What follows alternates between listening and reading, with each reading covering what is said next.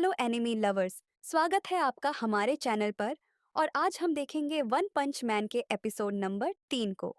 Episode की शुरुआत में यहाँ जॉम्बी मैन की मुलाकात हाउस ऑफ एवोल्यूशन के फाउंडर डॉक्टर जेनस से होती है, जिसे देखकर डॉक्टर जेनस बहुत ज्यादा खुश हो जाता है, क्योंकि zombie man house of evolution का ही एक टेस्ट सब्जेक्ट होता है। तुम तो सच में बहुत कमाल के टेस्ट सब्जेक्ट थे, और तुम इकलौते ऐसे थे जो कि मेरे इमॉर्टलिटी एक्सपेरिमेंट में सक्सेसफुल हुए थे। पर उसके बाद तुम लैब को डिस्ट्रॉय करके गायब हो गए, और अब 10 सालों बाद तुम एक हीरो बन गए हो, मारना पड़ेगा। तुमने अपने आप को सच में काफी बदल लिया है। तो क्या तुम यहाँ पर मुझे मारने आए हो? चलो, मुझे यह भी मंजूर है। आखिरकार हाउस ऑफ एवोल्यूशन गायब क्यों हुआ? तुम तो उसे जितनी मर्जी चाहे उतनी बार बना सकते थे ना। तो आखिरकार ऐसा क्या हो गया? मेरी रिसर्च फेल हो गई क्योंकि मैंने एक ऐसी पावर का सामना किया जिसने आर्टिफिशियल एवोल्यूशन को भी सरपास कर दिया था, और उस बंदे ने तो अपना लिमिटर भी रिमूव कर दिया था। चाहे कोई भी लिविंग ऑर्गेनाइजेशन जितना मर्जी तड़पे, पर उसकी ग्रोथ हमेशा एक लिमिट तक ही होती है। अगर किसी के अंदर ताकत ज्यादा हो जाए तो उसकी बॉडी उस ताकत को झेल नहीं पाती, या फिर वो लोग मॉन्स्टर बन जाते हैं जिनके पास कोई ह्यूमैनिटी नहीं बचती। जिस वजह से ऊपर वाले ने सारे क्रिएचर्स को इस तरह डिजाइन किया है कि वह लोग एक पैरामीटर के अंदर ही ग्रो कर सकते हैं, ताकि वह लोग सरवाइव कर सकें, और इसी चीज को लिमिटर कहा जाता है। तब यहाँ गारो इंसेक्ट गॉड और रिपर के साथ लड़ना स्टार्ट कर देता है, जहां पर वो लोग मिलकर गोआरू पर भारी पड़ रहे होते हैं। पर गोआरो फिर भी हार मानने के लिए तैयार नहीं होता। पर वो पर्सन डिफरेंट था, क्योंकि उसने अपनी बाउंड्रीज को अपने आप से ही हटा लिया था, जिस वजह से वो काफी ज्यादा ताकतवर बन गया। तो क्या बिना लिमिट के यह पावर को हासिल करने के लिए किसी को कुछ खोना भी पड़ सकता है? बिल्कुल सही कहा। वो भी इस ताकत के बदले में गंजा हो गया, और ऊपर से वो बहुत ज्यादा अकेला भी था, क्योंकि उसने जब लैब के सबसे स्ट्रैंगेस्ट वॉरियर को एक पंच से हराया था, तो उसके चेहरे पर सेटिस्फेक्शन बिल्कुल भी नहीं थी। तुम बकवास कर रहे हो। लगता है किसी वजह से तुम पागल हो गए हो, क्योंकि मैंने ऐसे बहुत से मॉन्स्टर्स देखे हैं जिन्होंने अपनी एबिलिटी की लिमिट्स को इग्नोर कर दिया है। तुम जो सोच रहे हो ये चीज़ उससे काफ़ी ज़्यादा अलग है। मॉन्स्टर बनने के लिए बहुत ज़्यादा अलग अलग फैक्टर्स हैं। जैसे कि अगर आपके अंदर बहुत ज़्यादा जेन्युइन हो और फ्रस्ट्रेशन हो, तो आप एक मॉन्स्टर में कन्वर्ट हो सकते हो, या फिर आप साइंस की मदद से भी मॉन्स्टर में कन्वर्ट हो सकते हो। पर यह लिमिटर को तोड़ने से काफी ज्यादा अलग होता है। हीरोज के पास भी बहुत सारी पावर होती है, जो कि उन्हें जन्म से ही मिलती है, या फिर वो किसी साइंटिफिक चेंजेस की वजह से उसे हासिल कर सकते हैं। या फिर कुछ मेरे जैसे जीनियस भी होते हैं जिनके पास यूनिक एबिलिटीज होती है। पर वो बिल्कुल डिफरेंट था, क्योंकि वो ऑर्डिनरी पैदा हुआ था, और उसने ऑर्डिनरी लाइफ ही जी थी, और उसके पास कोई स्पेशल टैलेंट भी नहीं था। पर उसने सिर्फ अपने एफर्ट्स के जरिए ही अपनी लिमिट्स के दरवाजे को खोल दिया, और अपने लिमिटर को तोड़ दिया। जो बंदा अपने लिमिटर को तोड़ देता है और खुद ही इवॉल्व हो जाता है, उसकी ताकत कमाल की होती है। देखना, एक दिन तुम भी उससे मिलोगे, और तब तुम्हें एहसास होगा कि मैं किस बारे में बात कर रहा हूँ। और हाँ, मैं तुम्हें यह भी बता दूं कि वो एक हीरो है। तब यहाँ गारू को एहसास हो जाता है कि वो दोनों मॉन्स्टर्स सिल्वर फेंक से अलग हैं, पर वो फिर भी उन्हें मारने के लिए तैयार होता है।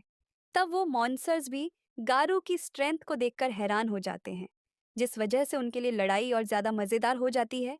तब वहां पर एक मॉन्स्टर जेली फिश उस लड़की को लेकर वहां पर आ जाता है, जिसे गो बचा रहा होता है, क्योंकि उसे गारू से बदला लेना होता है।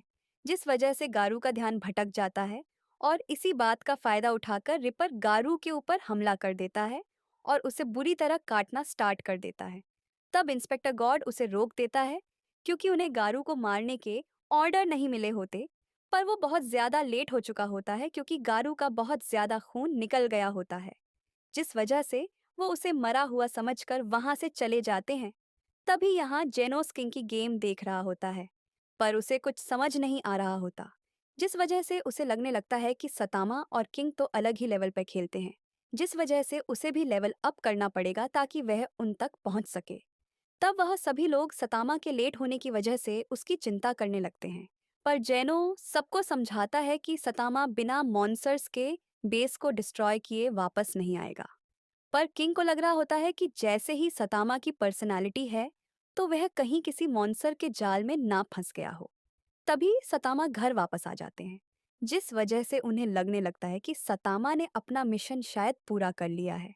और वह लोग देखते हैं कि सतामा का तो बुरा हाल हो चुका होता है, जिसे देखकर वो लोग शॉक हो जाते हैं और उससे पूछने लगते हैं कि क्या उसने गारू को मार दिया। पर सतामा को तो वहां पर सिर्फ एक मॉन्स्टर ही मिला होता है, जिसके बारे में उसे कोई आइडिया नहीं होता। तब सभी लोग सतामा के उदास होने का कारण पूछने लगते हैं, और वह जैसे ही उन्हें बताता है कि वह अपने पर्स गुम होने की वजह से उदास है, वैसे उन लोगों के चेहरे उतर जाते हैं। तब सतामा उन्हें बताता है कि वो अपने कैबेज को भी रेस्टोरेंट में ही छोड़ आया है, जिस वजह से जेनुस बहुत ज्यादा उत्साहित हो जाता है ताकि वो उस कैबेज को वापस लेकर आ सके। तब वहां पर अब ब्लिजार्ड भी आ जाती है, जो कि अपने साथ वो कैबेज लाई होती है, जिस वजह से सतामा खुश हो जाता है क्योंकि अब उसे हॉट पॉट खाने को मिल सकता है। यार, तुम्हें कुछ और नहीं खाना है सतामा? हाँ, इसके लिए थैंक, क्या तुम मजाक कर रहे हो? तुम्हें तो रेस्टोरेंट के लिए मुझसे माफी मांगनी चाहिए, और ऊपर से तुम मेरी बात सुने बिना ही यहाँ पर आ गए। मुझे माफ कर देना। पर क्या हम कोई बात कर रहे थे? मुझे पता ही था कि तुम बिल्कुल भी नहीं सुन रहे थे। तो जेनस को समझ नहीं आ रहा होता कि आखिरकार ब्लिज़ार्ड वहाँ पर कर क्या रही है, और उसे लग रहा होता है कि शायद ब्लिज़ार्ड सतामा के स्टूडेंट बनने आई है, जिस वजह से वो उसे रोकने के बारे में सोचने लगता है ताकि सतामा के ऊपर ज़्यादा बर्डन न आए। और तभी उसे यह महसूस होता है कि कोई उनकी तरफ बढ़ रहा है, हमारी तरफ कोई बढ़ रहा है। पर इस इंजरीज के साथ ना तो मैं लड़ सकता हूँ और ना ही बॉम्ब और सिल्वर फेंग ब्लिज़ार्ड भी उस एनिमी के सामने नहीं टिक सकती, जो कि डीमन लेवल या फिर उससे ऊपर का हो।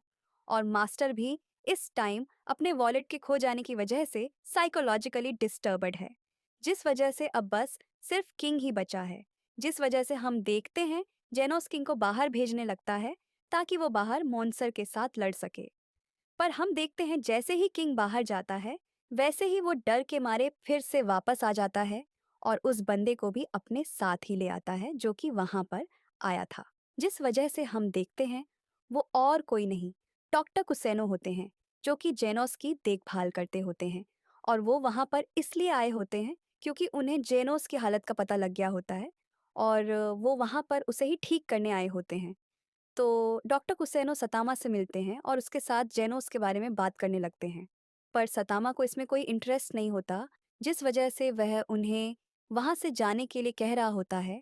पर तभी डॉक्टर डॉक्टर कुसेनो सतामा के लिए एक प्रीमियम मीट का गिफ्ट लाए होते हैं, जिसे देखकर सतामा बहुत खुश हो जाता है और डॉक्टर कुसेनो के साथ जेनोस के बारे में बात करने के लिए भी तैयार हो जाता है, जिसे देखकर ब्लिजार्ड को बिल्कुल यकीन नहीं हो रहा होता, और उसे लग रहा होता है कि अगर वो भी सतामा के लिए कोई खाने की चीज ले आती, तो वो उसे आसानी से रिक्रूट कर सकती थी। तब वो लोग हॉट पॉट की तैयारी करने लगते हैं और सतामा उन सभी को घर जाने के लिए कहता है ताकि वो अपने हॉट पॉट को एंजॉय कर सकें। तो यहाँ रिपर गेरो गरो को बताता है कि गारो ने उन पर अटैक कर दिया था, जिस वजह से उन्हें गारो को मारना पड़ा। पर हम देखते हैं गरो गरो को तो सच्चाई पहले से पता होती है, जिस वजह से वो इंसेक्ट गॉड से इसके बारे में पूछने लगता है, और इंसेक्ट गॉड उसे बताता है कि गारो मॉन्स्टर बनने के काबिल बिल्कुल भी नहीं था, जिस वजह से उसे मारना ही सही था। तब गरो को इससे कोई प्रॉब्लम नहीं होती। चलो, अच्छा है कि सब कुछ सही गया। पर तुम लोग काफी पिटे हुए दिख रहे हो, क्या वो इतना ज्यादा स्ट्रांग था? मैंने जितनी उम्मीद की थी, उसकी बॉडी के अंदर उससे ज्यादा ताकत थी। तो इस वजह से मुझे समझ में आ गया था कि आखिरकार तुमने हमें वहां पर क्यों भेजा था। तो वो पक्का मर गया है ना? हमने डबल चेक तो नहीं किया, पर मुझे पूरा यकीन है कि वो मर चुका है। तो आखिरकार यह बच्चा यहाँ पर क्या कर रहा है? जल्द से जल्द इसे मार डालो। इतना भी गुस्सा होने की जरूरत नहीं है। मैं इसे यहाँ पर टॉर्चर करने के लिए लाया हूँ ताकि मैं इसकी मौत का मजा ले सकूं। खेलने का टाइम खत्म हो चुका है क्योंकि हीरो एसोसिएशन का एक सर्वेलेंस रोबोट हमें इस जगह के आसपास दिखाई दिया है, जिस वजह से वह लोग जल्द से जल्द यहाँ पर पहुँच जाएंगे। जिस वजह से हमें लड़ाई की तैयारी करनी होगी और उन एस क्लास हीरोज का भी ध्यान रखना होगा। तब सभी लोग लड़ाई की तैयारी करने लगते हैं ताकि वो हीरोज का अच्छे से स्वागत कर सकें और यहाँ पर कुछ मॉन्स्टर्स पूरी पूरी प्रिजनर का इंतजार कर रहे होते हैं ताकि वह उससे बदला ले सके। तब यहाँ टपेस्ट विंड और हेलफायर फ्लेम आपस में लड़ाई कर रहे होते हैं ताकि वह अपनी आने वाली लड़ाई के लिए तैयार हो सकें। और हम देखते हैं उनके बीच में काफी टक्कर की लड़ाई चल रही होती है क्योंकि वो दोनों ही हार मानने के लिए तैयार नहीं होते। तो यहाँ रिपर उस बच्चे को लेकर कहीं जा रहा होता है और उसे रास्ते में G5 मिलता है और उसके हाथ में मेटल लाइट का टुकड़ा होता है जिसे वह एनालाइज करने के लिए लेकर जा रहा होता है। और तब उसे देखकर वो बच्चा और भी ज्यादा डर जाता है। तब रिपर उस बच्चे को वहां पर ले जाते हैं जहां पर उन्होंने नारंगी के बेटे को रखा होता है। तब हम देखते हैं नारंगी का बेटा भी उसी की तरह एटीट्यूड से भरा हुआ होता है और उसे अपने फादर पर पूरा भरोसा होता है कि वो हीरोज की मदद से उसे जरूर बचा लेंगे, जिस वजह से वो तारों को अपने लिए काम करने के लिए कहते हैं। तब उनकी बातें सुनकर जेलफिश भी वहां पर आ जाते हैं और उन्हें बताता है कि उनमें से कोई भी घर वापस नहीं जा रहा है। अगर तुमने मुझे घर वापस नहीं जाने दिया तो हीरोज यहाँ पर आ जाएंगे। चिंता मत करो, अगर वो लोग यहाँ पर आ भी गए तो भी वो लोग मारे ही जाएंगे। क्या तुम मजाक कर रहे हो? एस रैंक हीरोज भी आ रहे हैं जिनकी ताकत का सामना तुम तो कभी नहीं कर सकते, पर तुम्हें तो मैटर बैट आराम से हरा देगा। तो तारो उसे बताता है कि बहुत सारे हीरोज को मॉन्स्टर एसोसिएशन पहले ही हरा चुका है, पर नारकी के बेटे को इससे कोई फर्क नहीं पड़ रहा होता और वो किंग का नाम लेकर उन मॉन्स्टर्स को डराने लगता है। और बच्चे, तुम्हें पता भी है कि मॉन्स्टर एसोसिएशन को बनाया क्यों गया है? इसे इसलिए बनाया गया है ताकि हम हीरोज को हरा सकें। हमें पता है कि क्लास एस हीरोज बहुत ज्यादा ताकतवर हैं, पर फिर भी सारे हीरोज मरेंगे क्योंकि हमारे पास ऐसे मॉन्स्टर्स हैं जो कि एस क्लास हीरोज से भी ज्यादा ताकतवर हैं। और जो हमारे टॉप मॉन्स्टर्स हैं उनका तो थ्रेट लेवल ड्रैगन जितना है, जिनके पास बहुत सारी ताकत है। वो लोग तो एक तरह से गॉड के बराबर है, जिनके खिलाफ ह्यूमंस तो कभी नहीं टिक सकते। तो इसलिए तुम्हारा वो किंग भी मरेगा। तभी यहाँ वो सभी लोग लड़ाई के लिए तैयार होते हैं और यहाँ हम देखते हैं गारू अभी भी मरा नहीं होता। और गाइस, इसी के साथ ये एपिसोड खत्म हो जाता है। मैं मिलती हूँ आपसे बहुत ही जल्द अगले वीडियो